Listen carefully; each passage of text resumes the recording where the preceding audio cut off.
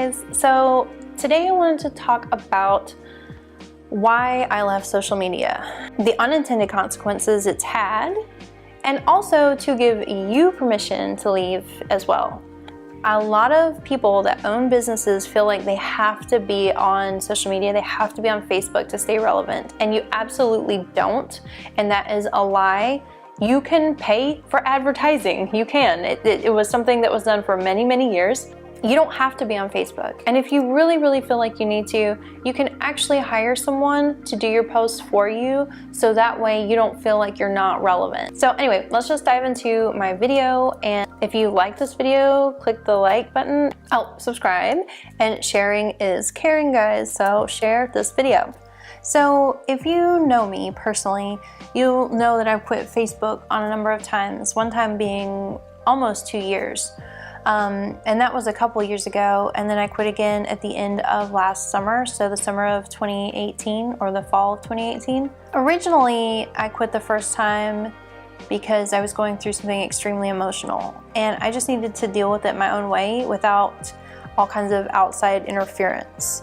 Some people deal with things different ways, so that was the first reason, and that was the first time.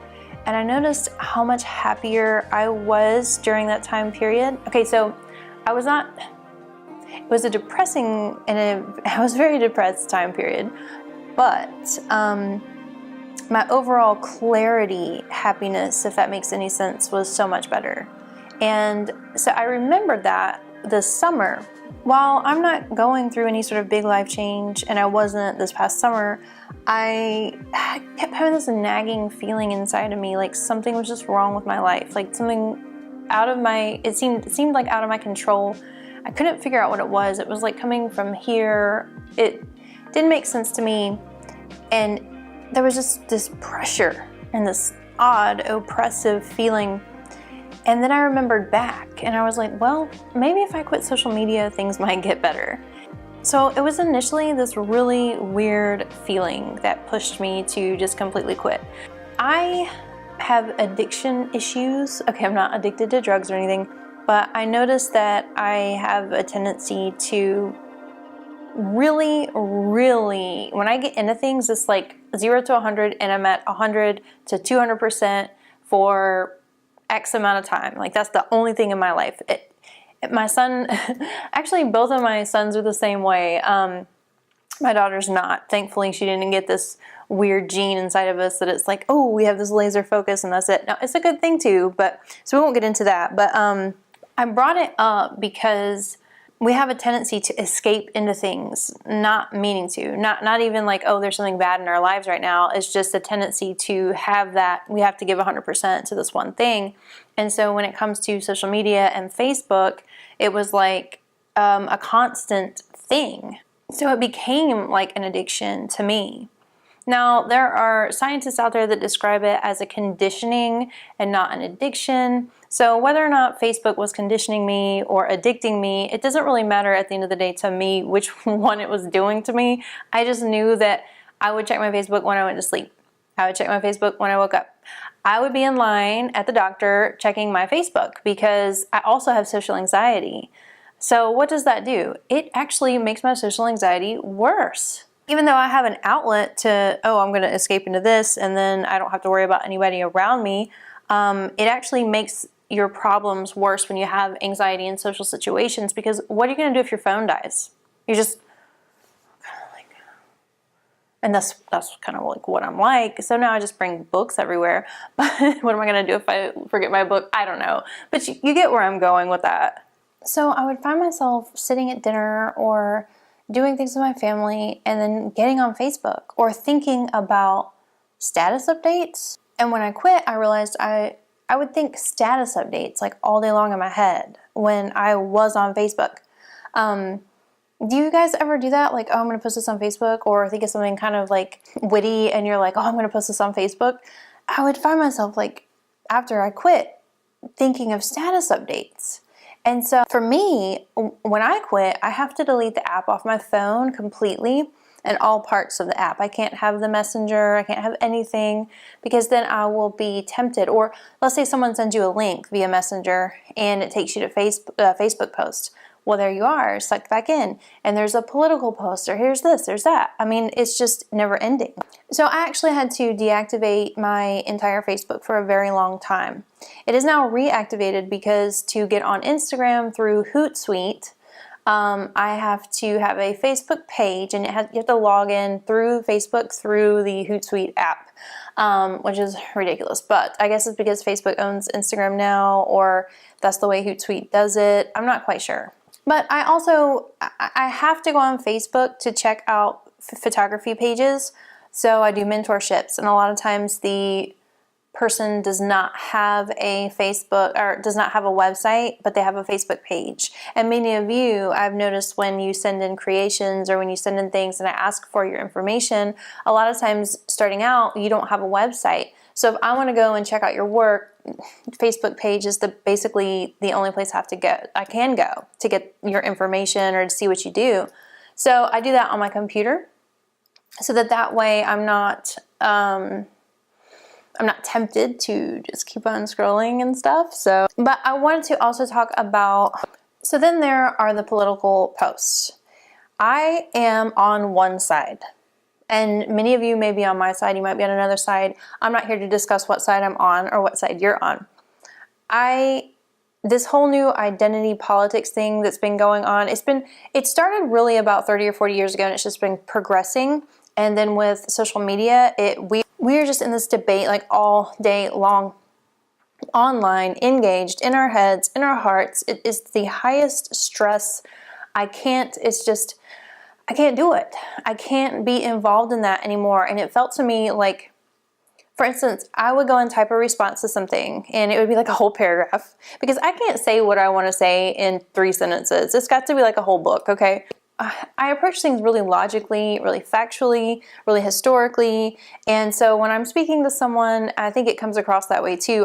I tend to talk a lot and go into cultural, historical things that kind of have a basis as to why I might believe a certain thing, or why I believe something, or why I might have a belief in an opinion that it might be based in some sort of fact. So basically, I would go to respond to someone that may have had a differing opinion, just to, maybe not just to debate, but just to shed some light, oh, this is actually what's going on, or whatever.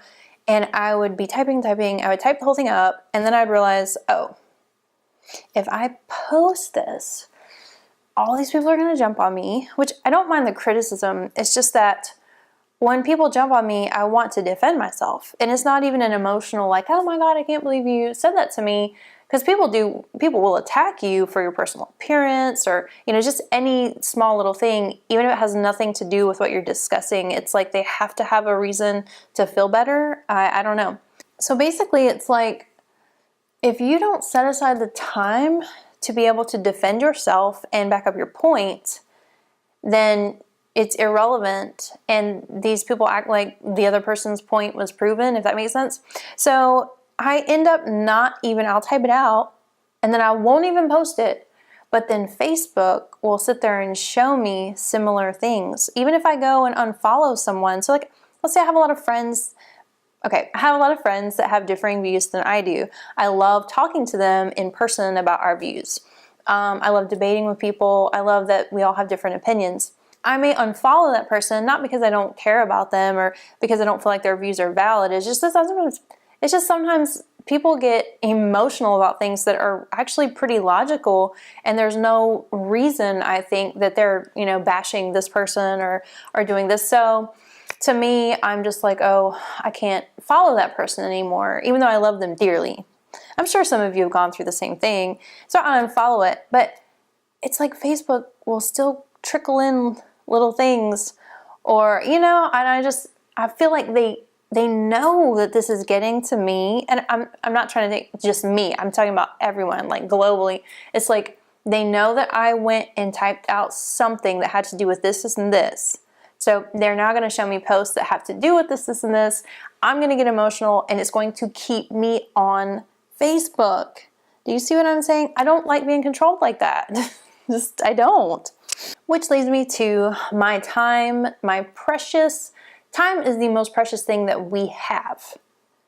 We will never have more of it. It's like land. We will never have more of it. I noticed my time was slipping away with my children, with my business, with my life, and I will never get that time back. The 3-5 hours a day, whatever it was, I was on Facebook. I'm never getting that time back. And you need to think about that for yourself too. I'm not trying to shame anybody or put anybody down. I was one of the worst. I'm never getting that time with my family back. I'm never getting that sanity back of the emotions I was feeling while I was on it, and for no good reason. So there's 3 other things: happiness, jealousy, and fakeness, that I kind of want to lump together and talk about together. So my overall happiness is, overall I'm much happier off of social media. When I first quit, just like when anybody first quits any sort of addiction or conditioning, the first month, the first few weeks is horrible, and you go through a depression. I certainly did, and I went through times where I pick up my phone and I'm like, and I'm like, oh God. But you have to get through it. I would say if you want to quit, you need to quit for a good solid 3 months to see what you're actually like. If you don't give it enough time, I don't think 30 days is enough. I think 3 months base is the amount of time you need to be off of Facebook or social media to actually see the consequences. If you've been off 30 days, but you're still reaching for your phone, which a lot of us still would be, you're still going to be in that period of reaching for your phone. You need to be at the point where you're not thinking of reaching for your phone, when you're not thinking status updates in your head, where you're completely really disconnected from it emotionally and mentally and physically. That's when you can actually take a reading of, well, how am I feeling right now? Is my life better? Or you might even realize, wow, I am happier. And it just hits you like that because you weren't thinking about it for a while. I would say I'm not a very jealous person in real life. And I separate real life. Okay, I'm like 30. I'm about to be 37. So I separate real life from the internet. I guess because I'm old, I don't really know. Digital natives, young children, they're born and they basically have a phone or a tablet in their hands. Online is their life. So when I say real life, I don't want anyone to get offended. I understand that it's a different time and you were born with a lot of these things where I wasn't.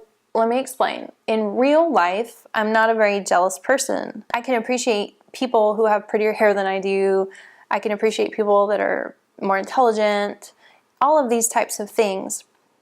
I realized when I was on Facebook, I was jealous of people for the dumbest stuff. Like I'm scrolling through my feed and so-and-so's kitchen was prettier than mine at that moment in time.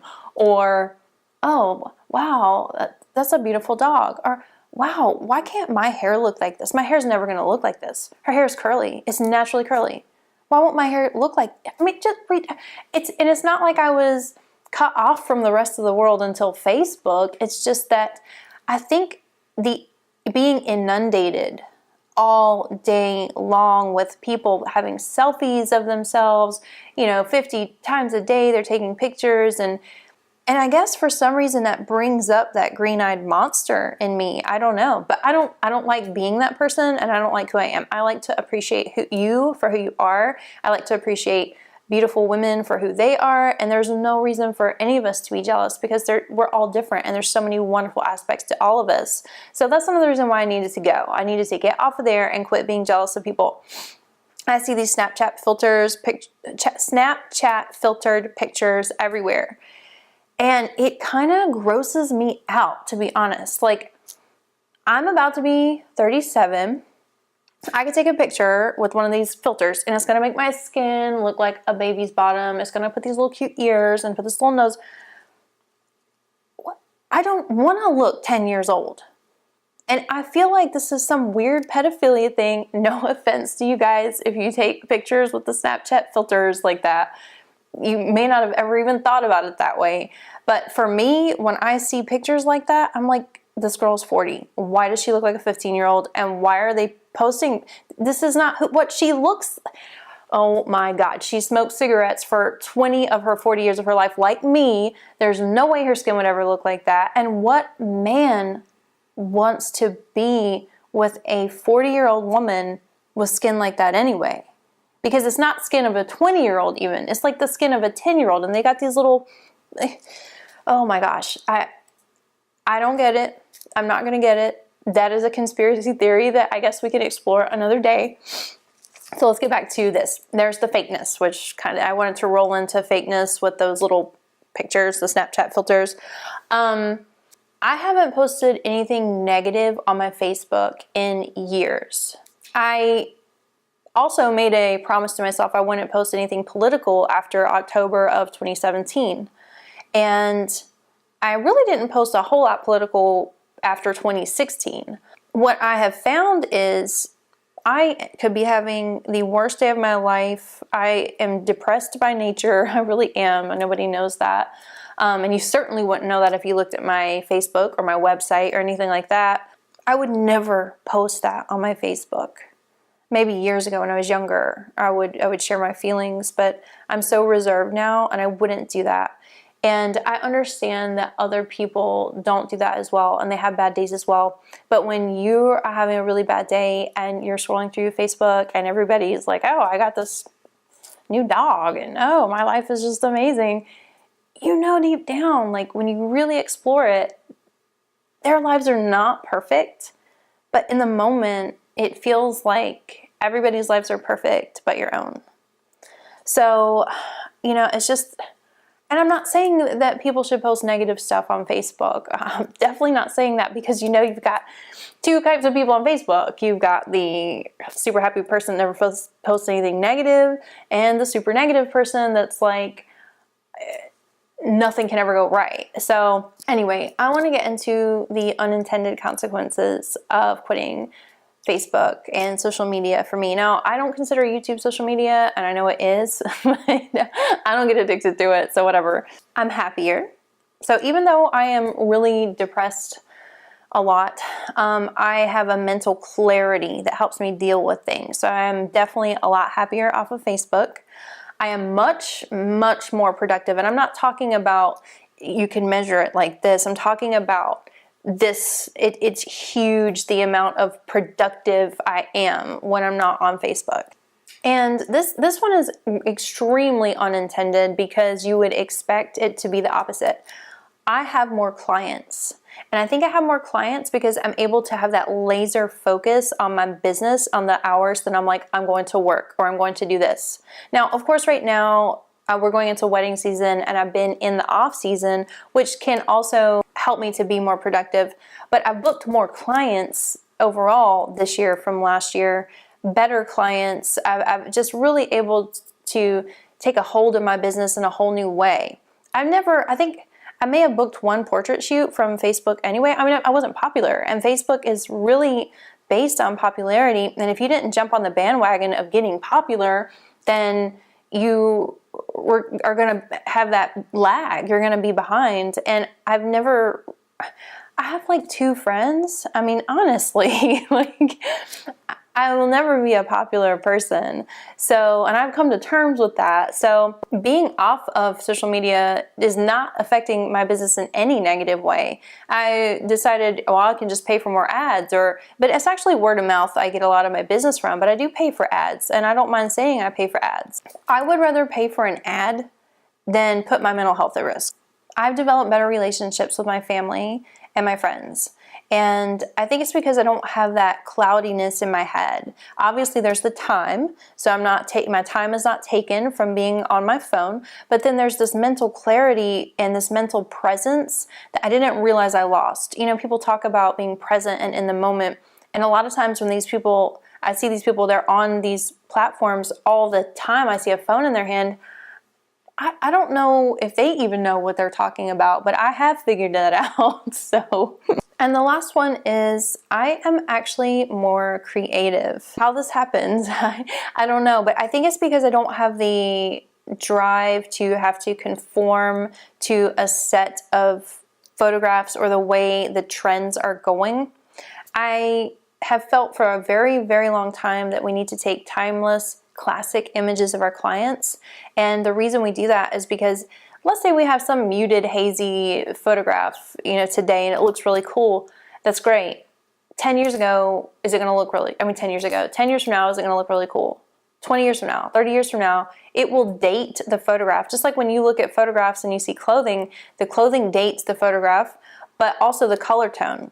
We can see when a picture was taken in the 70s versus a picture in the 90s versus a picture in the early 2000s. We can see all that with the film. It dates it. Now that we have digital cameras, of course there's going to be a resolution that's going to get better and better. Pictures and image quality are going to continue to get better. However, if we have a filter or an editing thing that we made it hazy and this, it's going to date the photograph in a way that didn't need to date the photograph. I find that a lot of photographers take a lot of images and put these filters on because they don't know how to take the photograph to begin with.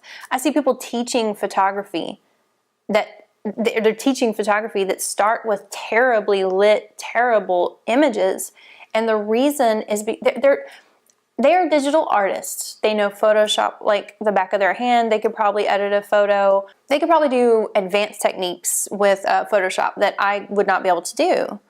But I don't know if that makes them a photographer. If we start with a good photograph, good light, our settings and our technique are in, then we can put it in Lightroom and edit it in 5 seconds. So, I see a lot of people teaching photography. Well, really, they just know how to edit photographs and they're digital artists. In my opinion, I'm going to say they're not photographers because you know what? The biggest part of photography is writing with light. And if you don't know your light, then you're really just doing digital design. I feel like I don't have to follow trends.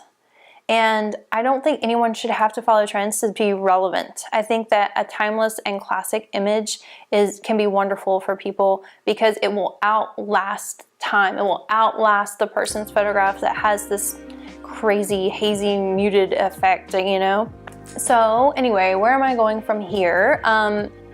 I made a goal in January to post once or twice a day on my Instagram. And I went through Hootsuite to do that so that I wouldn't actually have to get on the Instagram app except for maybe to follow up where someone's commented and I'll take 15 minutes a day and I'm gonna do this. That way I'm not on the app like all day long. And I have fallen behind. I haven't posted on there in probably a month. And all I have to do is take a couple hours and go into my Hootsuite and just program some images. And I have to bring myself to get to that part in my head where I can respond to comments, and then I'll go back and do that again. Facebook, like I said, I still go on every once in a while to look at people's photography pages, but that's it, and that's the limit that I have put on myself, and I'm going to stick to it. I will probably post this video to my Facebook page because one thing I have noticed is people are still messaging me through my Facebook business page. And unfortunately, they don't get responded to because I don't get on there. So I actually went through last week or maybe a couple days ago and there were tons of messages. And yeah, while I may not have been able to shoot that time of year because I was booked up, I could have at least responded. I think that's how those people would feel. So I think I need to put that on my Facebook page so that people will at least be aware that they can contact me here on YouTube. They can email me, Jennifer@jenniferbreckheisen.com, which is all over my Facebook. They can call me. My phone number, my business phone number is out there on my website, and they can go to my website. Anyway, thank you for watching, everyone who stayed till the end and went through my little tirade against Facebook. I really wanted to make this video so that people that feel the way I do can get off of Facebook. You have permission if you own a business to not be on Facebook. So thank you for watching. Subscribe if you want to, like this video if you like it, dislike it if you don't like it and you hate it. And sharing is caring, so please share this video.